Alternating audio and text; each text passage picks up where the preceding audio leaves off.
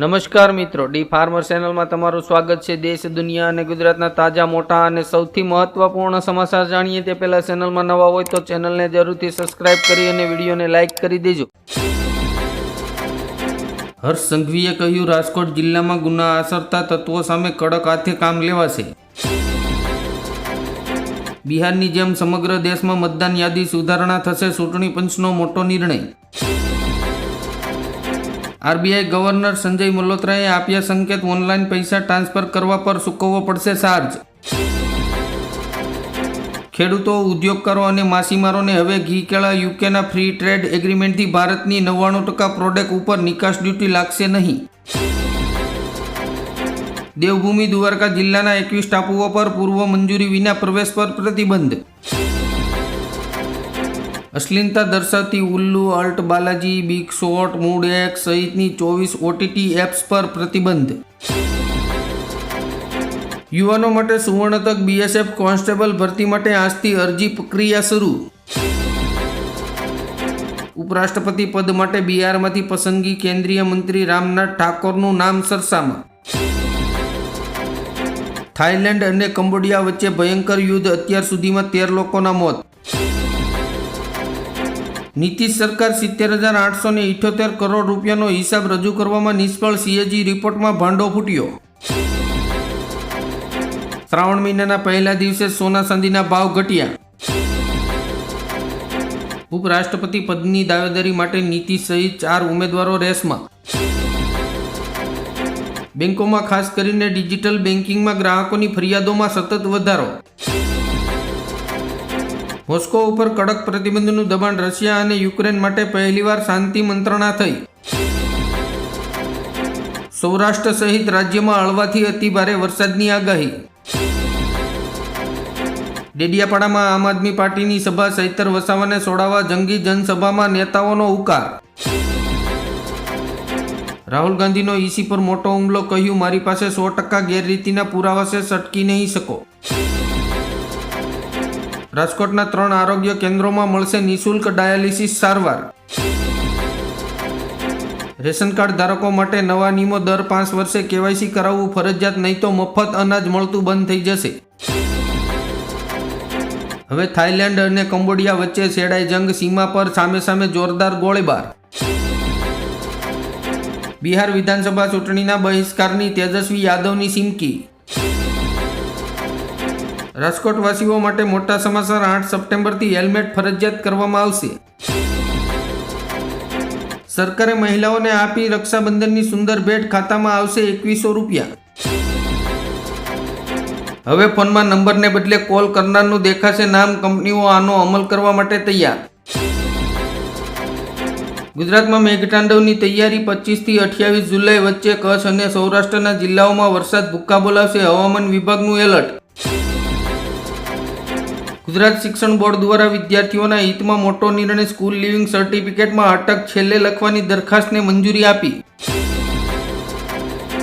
નેપાળના વડાપ્રધાન ઓલીએ ભૂતપૂર્વ રાષ્ટ્રપતિ વિદ્યા ભંડારીના રાજકારણમાં પાછા ફરવા પર બ્રેક લગાવી। ગાઝિયાબાદમાં નકલી દૂતાવાસ ઝડપાયું, બનાવટી રાજદૂતની ધરપકડ, એસટીએફનો મોટો ખુલાસો। સુરત એરપોર્ટને નડતરરૂપ 4 બિલ્ડિંગનું બાંધકામ સ્વૈચ્છિક દૂર કરવા અલ્ટિમેટ। WHOએ આપી ચેતવણી, 119 દેશોના 560 કરોડ લોકોને ચિકનગુનિયા વાયરસનો ખતરો। અમિત ચાવડાએ કહ્યું, સરકાર સામે લડવામાં ડર લાગતો હોય તો રજા લઈ લો। ખેડૂતો માટે ખુશખબર, પીએમ કિસાન યોજનાના 20મા હપ્તાના 2000 રૂપિયા 2 ઓગસ્ટે ટ્રાન્સફર કરવામાં આવશે। સિનિયર સિટીઝન માટેના હેલ્થ વીમામાં ખતમ થઈ જશે જીએસટી। ખેડૂત પશુપાલક મહાપંચાયતમાં કેજરીવાલનું મોટું નિવેદન, કહ્યું હવે ભાજપનું કાઉન્ટડાઉન શરૂ। રાહુલ ગાંધીએ કહ્યું, ભારત પાકિસ્તાન યુદ્ધ બંધ કરાવનાર ટ્રમ્પ કોણ, પીએમ મોદી સ્પષ્ટ કરે।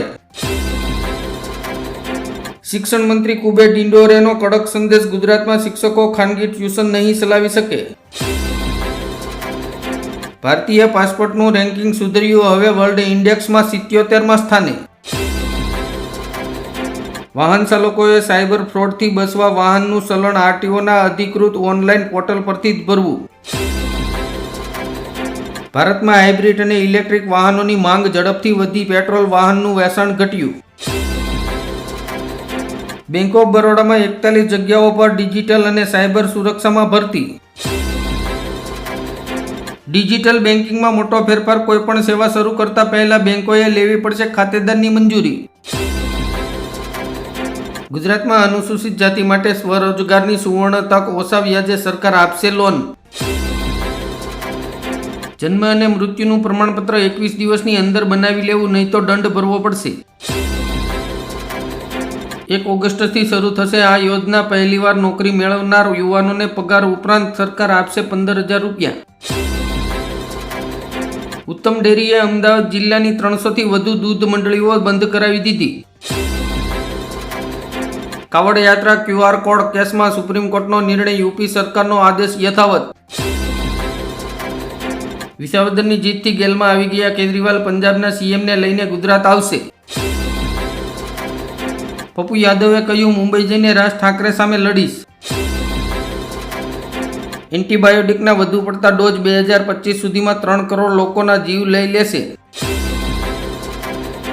કેન્દ્ર સરકારે નવી ડિજિટલ લોન સિસ્ટમ શરૂ કરી. હવે સિવિલ સ્કોરની નહીં પણ લાઇટ બિલથી જ નક્કી થશે તમને લોન મળશે કે નહીં. CM ભૂપેન્દ્ર પટેલે ગ્રામીણ વિસ્તારના મિલકત ધારકોને સદન મેળવવા માટેની ફીમાંથી મુક્તિ આપી. કેશવ પ્રસાદ મૌર્યાએ કહ્યું, ગાંધી પરિવાર પાકિસ્તાન કરતા ઓપરેશન સિંદૂરના કારણે વધુ ડરી રહ્યા છે. સંસદનું સત્ર શરૂ થતા જ હંગામો. રાહુલ ગાંધીએ કેન્દ્ર પર ન બોલવા દેવાનો આરોપ લગાવ્યો. ક્રિકેટની દુનિયામાં 2 નવી ટીમોની એન્ટ્રી. ICCએ કરી મોટી જાહેરાત. ખેડૂતો માટે ખુશખબર. હવે જમીન રેકોર્ડમાં થતા ફેરફારોની માહિતી તમારા મોબાઈલ પર જ મળશે. SBI સહિત 5 મોટી બેંકોએ મિનિમમ બેલેન્સ ચાર્જ નાબૂદ કર્યો. નવી શિક્ષણ નીતિના 5 વર્ષ પૂર્ણ થતાં જ ગુજરાતમાં તમામ શિક્ષકોનો સર્વે કરવામાં આવશે. કોંગ્રેસમાં આંતરિક તણાવ. શશી થરૂરને પાર્ટી કાર્યક્રમોમાંથી દૂર રાખવાનો મુરલીધરનનો સંકેત. સાબર ડેરી ભાવફેર મુદ્દે થયેલી અથડામણમાં 41 પશુપાલકોના જામીન મંજૂર થયા. નાના કરદાતાઓને ટૂંક સમયમાં મોટી રાહત. TDS રિફંડ માટે હવે આવકવેરા રિટર્ન નહીં ભરવું પડે. ચીન દ્વારા લાગુ કરાયેલા વિવિધ પ્રતિબંધોથી ભારતના ઇલેક્ટ્રોનિક ઉદ્યોગ સામે જોખમ. ધર્મ પરિવર્તન રોકવાના પ્રયાસ રૂપે વિશ્વ હિન્દુ રક્ષા પરિષદે શરૂ કર્યું કોલ સેન્ટર. મરાઠી ભાષા વિવાદ વચ્ચે ઉદ્ધવ ઠાકરેએ કેન્દ્ર પર સાધ્યું નિશાન. અમદાવાદીઓ દર મિનિટે રોંગ સાઈડ વાહન ચલાવવા બદલ ચૂકવે છે 2,236 રૂપિયાનો દંડ.